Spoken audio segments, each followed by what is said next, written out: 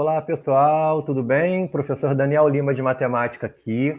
E vamos começar uma aula agora sobre função logarítmica. Agora que a gente já estudou o que é log, vamos tentar entender como essa função se comporta.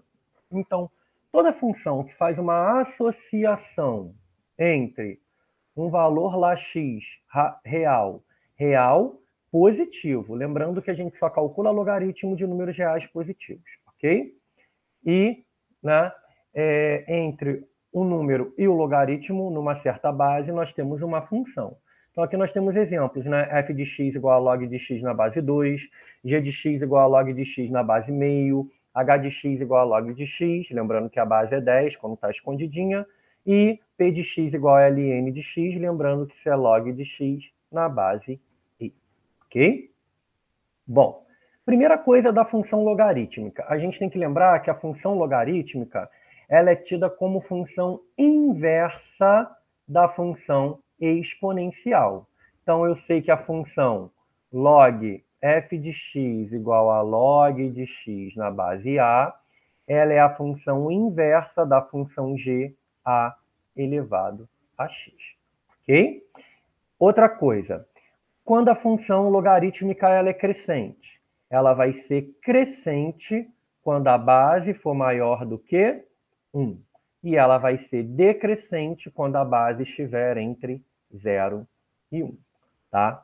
E nós vamos ver que a imagem da função logarítmica ela vai funcionar para qualquer real, diferente da função exponencial. Tá? Então a gente vai conseguir calcular as imagens aí.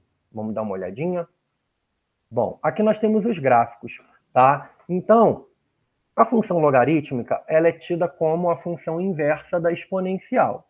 Então, a nossa função exponencial crescente, para quem não lembra, g de x igual a elevado a x, ela é crescente passando pelo y igual a 1. Já a nossa função inversa log de x na base a, quando a é maior do que 1, ela vai ser simétrica em relação à bissetriz dos quadrantes ímpares. Então, ela vai ficar assim, vindo lá do menos infinito e crescendo, passando pelo x igual a 1, ok? Nossa função decrescente, quando a elevado a x é decrescente, lembrando que essa curva exponencial passando pelo 1 caindo, pensando na simetria da reta, nossa função logarítmica decrescente, ela vai lá de cima do y, descendo e encostando no 1. Traduzindo, o que a gente pode pensar sobre a função logarítmica? Bom, se eu tenho, por exemplo, f de x igual a log de x na base 5. Opa, 5 não é maior do que 1, a função é crescente. Se ela é crescente, ela vai fazer essa curva logarítmica crescendo, claro que o meu não vai ficar igual, tá, gente? Passando pelo x igual a 1. Já, se eu pegar uma função g de x igual a log de x na base 0,2, por exemplo, 0,2 está entre 0 e 1, beleza? Se está entre 0 e 1, ela é uma função decrescente, ou seja, ela vem lá do y e decresce também passando pelo 1, ok? E aí, por que acontece isso? Se a gente for fazer aqui os valores, você percebe, ó, tá? Essa inclinação da curva vai depender muito dos valores, a gente não vai se focar nisso, não é o foco do ensino médio. O nosso foco é perceber como fica o gráfico mais ou menos, ok? Base maior do que 1, crescente, tá? Aqui a gente pode associar com a função 2 elevado a x, né? Isso inversa. E se eu tenho log de x na base meio, ó, decrescente, passando também pelo 1, ok? Bom, então como é que a gente faz os gráficos, por exemplo, da letra A? Tenho letra B, C e D. Quero o gráfico de log de 3 na base x. 3 é maior do que 1, crescente, subiu, passando pelo 1. Letra B, log de x na base 1/3. 1/3 é menor do que 1, está entre 0 e 1. Função decrescente passando pelo 1. Log de x, lembrando que a base é 10, 10 é maior do que 1, função crescente passando pelo 1. E log de x na base 1/10 é menor do que 1, decrescente passando pelo 1. Ah, Daniel, mas está muito vago. Mas o objetivo nosso não é fazer gráficos precisos. Nós não estudamos isso com essa precisão, tá? E agora nós vamos estudar alguns probleminhas que envolvam funções exponenciais, log, tudo que a gente estudou até agora. Olha esse problema aqui. Sabendo que o gráfico da função f igual a log de x determine os valores de a e de b. Então, reparem que essa nossa função ela passa por esse ponto, né, que é o ponto y igual a x igual a y igual a 0, e ela passa por esse ponto x igual a 10, y igual a b. Então, se ela passa por esse ponto A, 0, o x eu boto A e o y eu boto 0. Depois, se ela passa pelo ponto x igual a 10, y igual a b, substituo o x por 10 e o y por b. Então, vou pegar a minha função log de x, lembrando que a base é 10, e o y, nesse primeiro caso, é 0, e o x, nesse primeiro caso, é a. Ou seja, como é que eu uso a definição de log? 10 elevado a 0 é igual a a. Então, a é 10 elevado a 0, o a vai ser 1. Beleza? E nossa segunda informação é qual?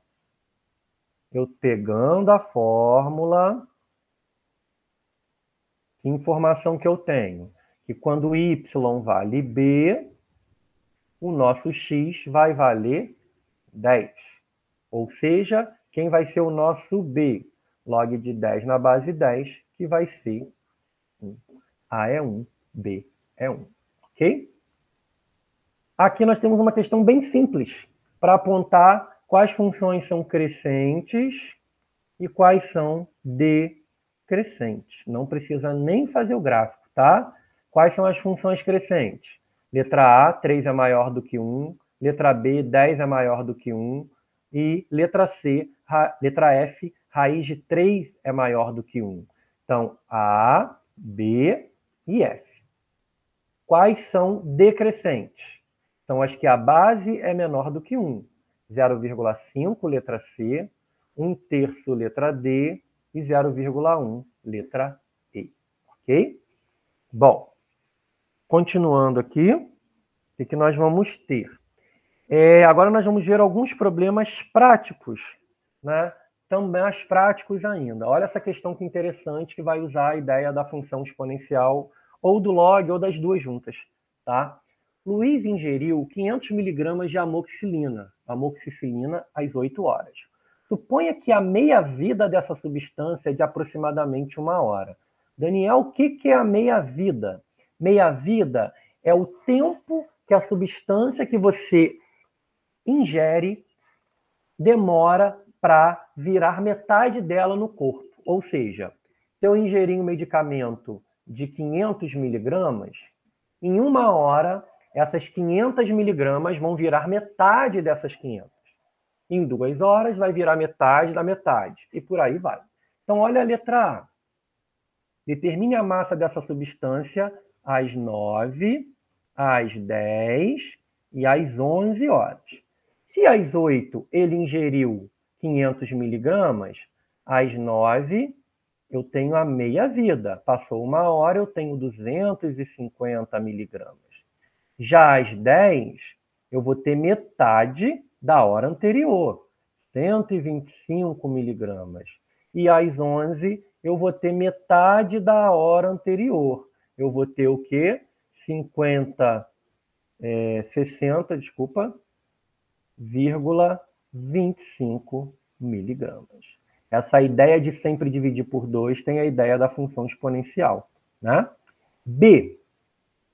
Qual é a massa restante no organismo de Luiz após T horas da ingestão?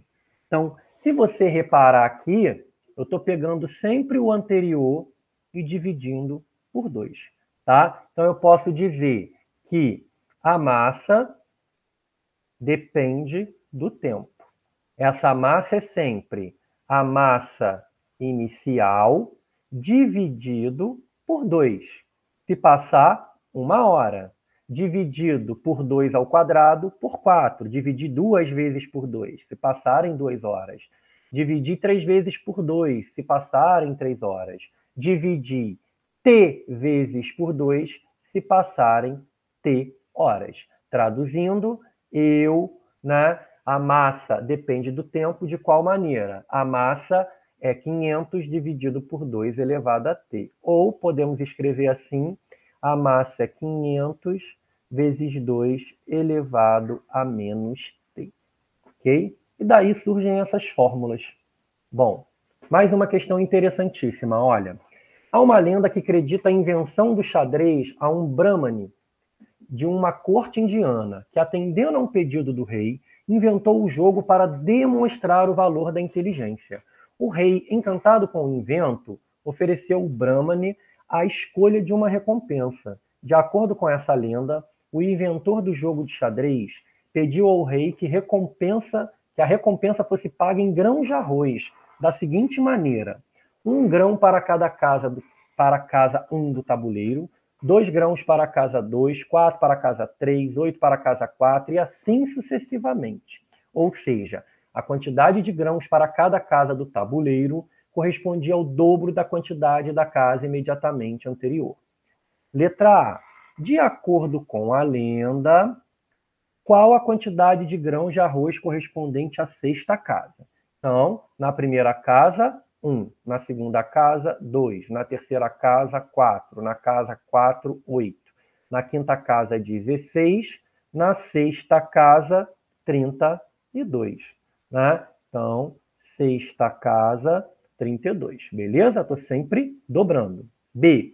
Escreva a função que expresse a quantidade de grãos de arroz em função do número x da casa do tabuleiro.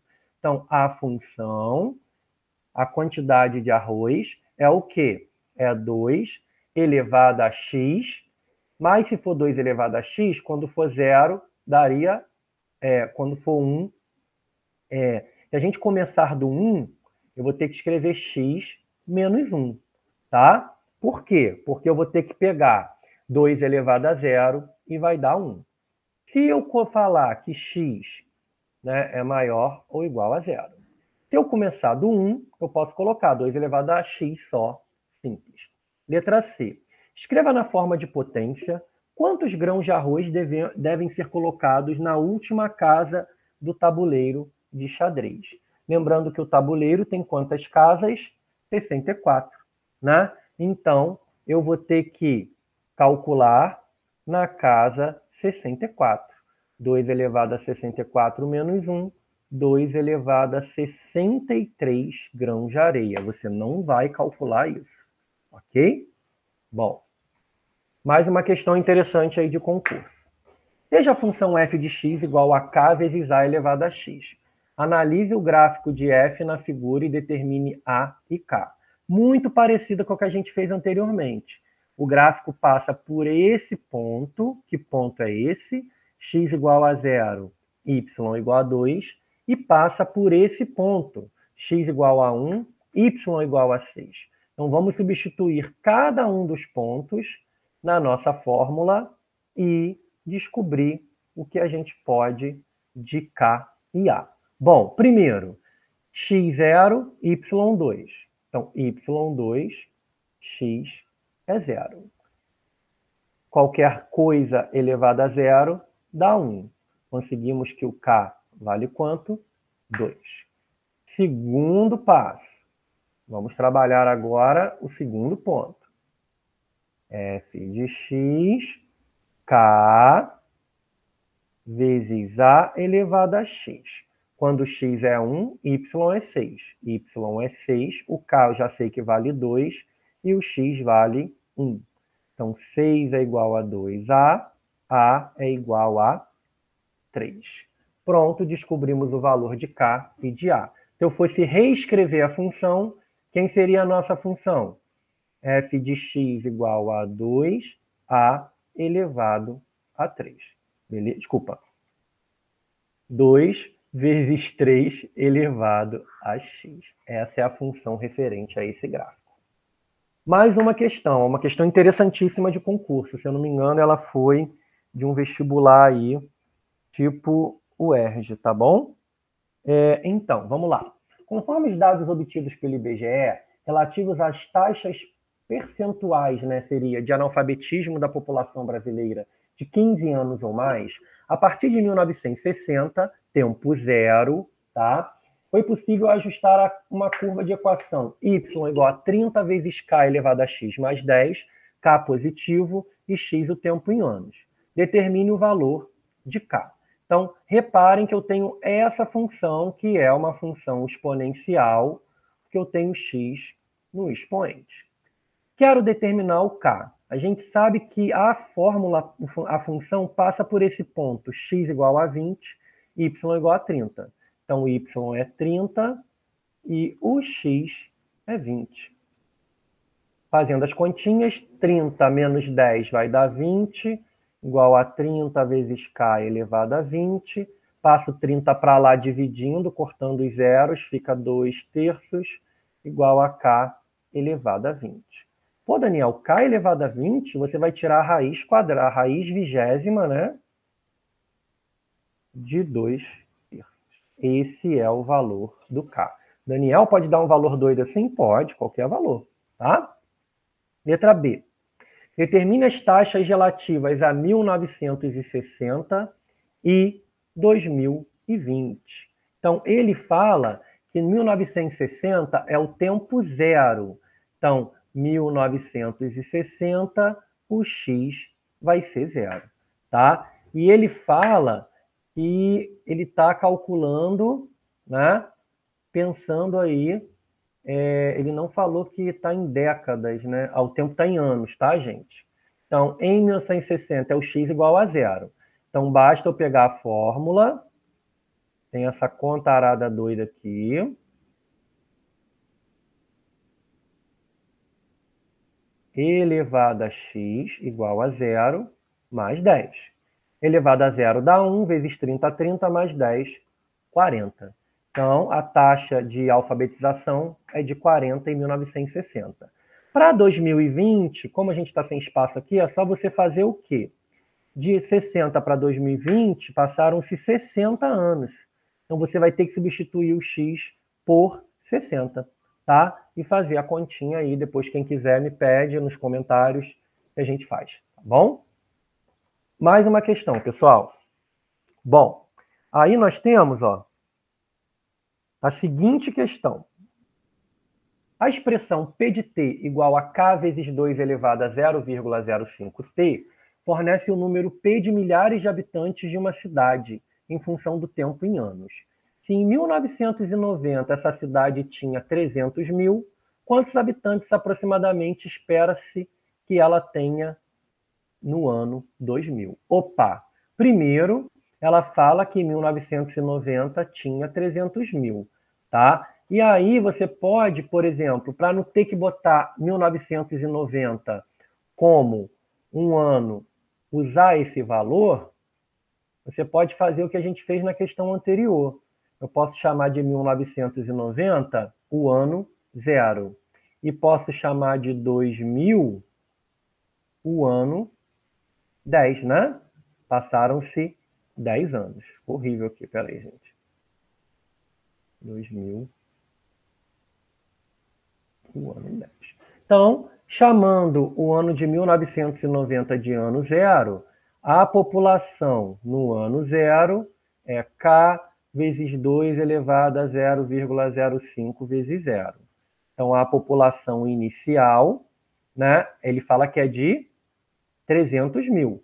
Então, população inicial, 300 mil, igual a k vezes 2, 0,05 vezes 0 dá 0. 2 elevado a 0 dá 1, k é 300 mil. Então, a nossa população, tomando como um ano zero 1990, é 300 mil. Então, a nossa fórmula, eu posso dizer o quê?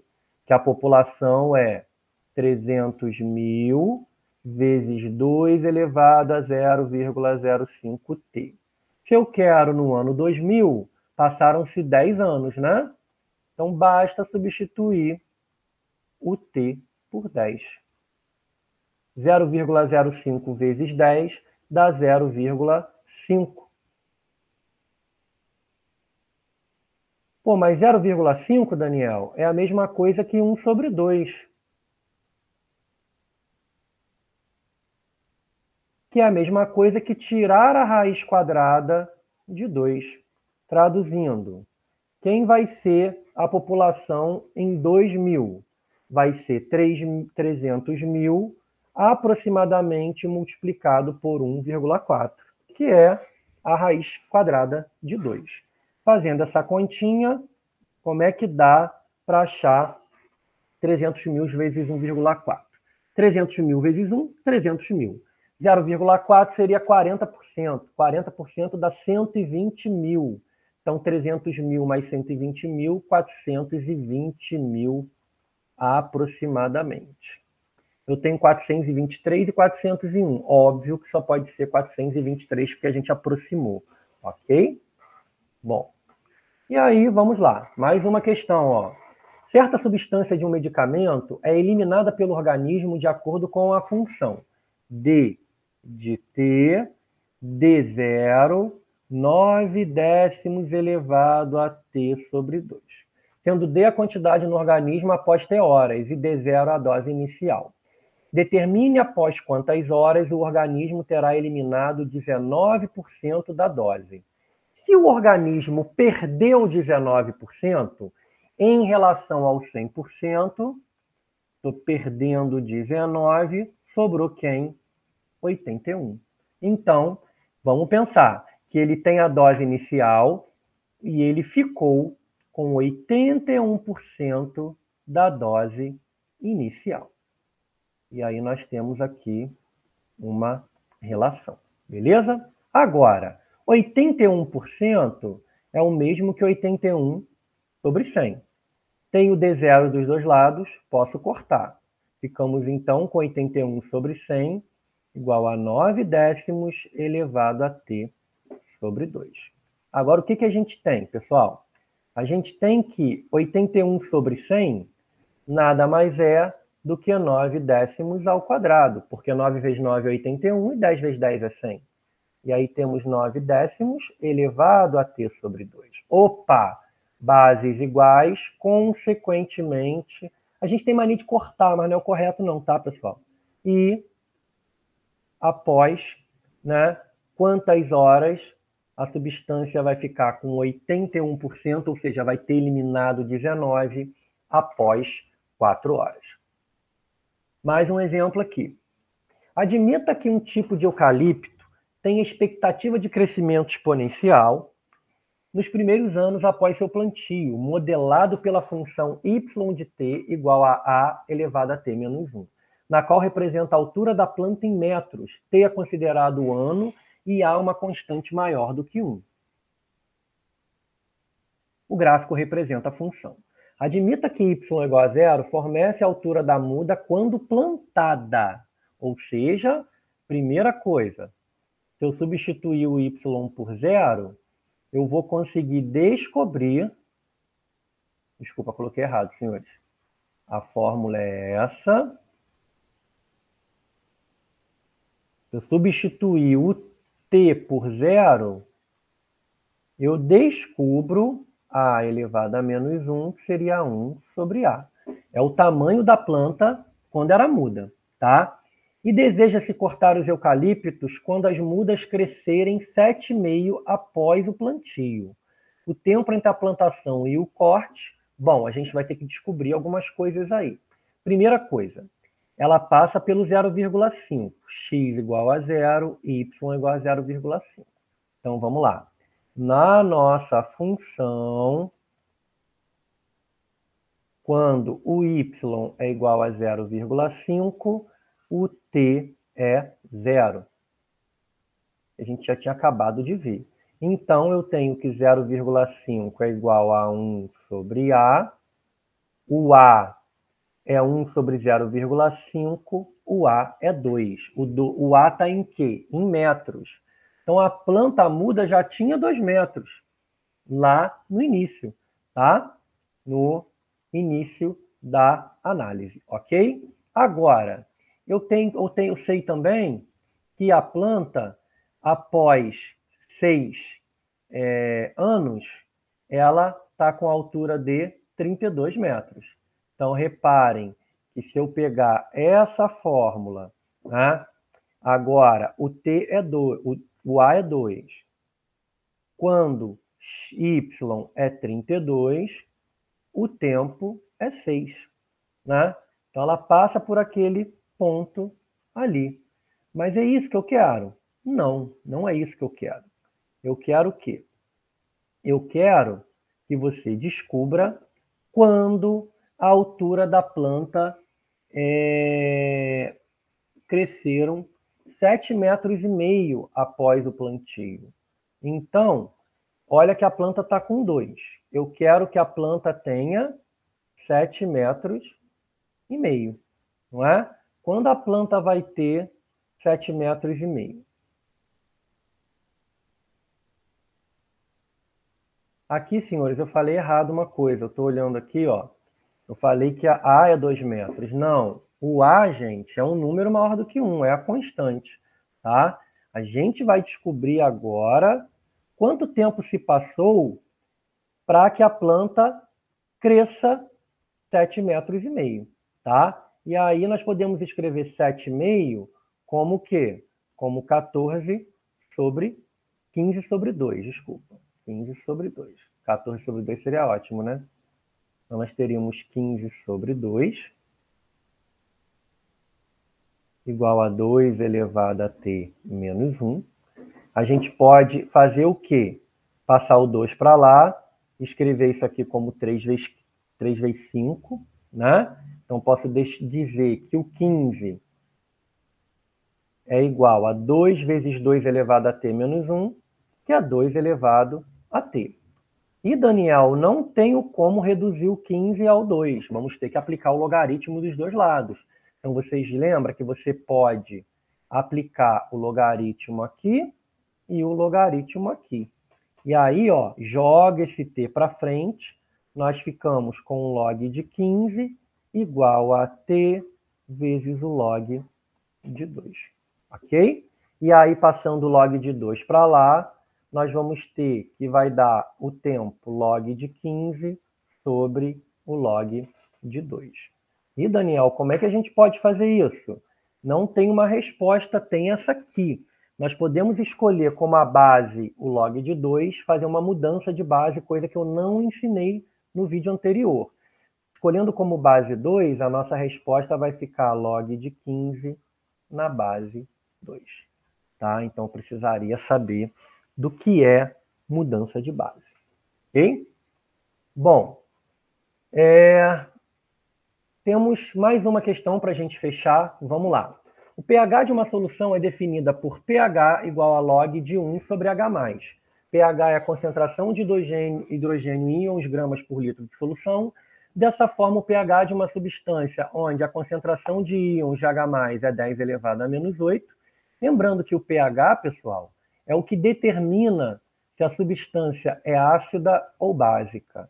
Básica a gente não tem muito costume de ouvir falar no dia a dia, mas ácido sim, né? Então, quem puder dar uma pesquisada aí, quem já estudou química, tá? A gente tem como descobrir através do pH da substância.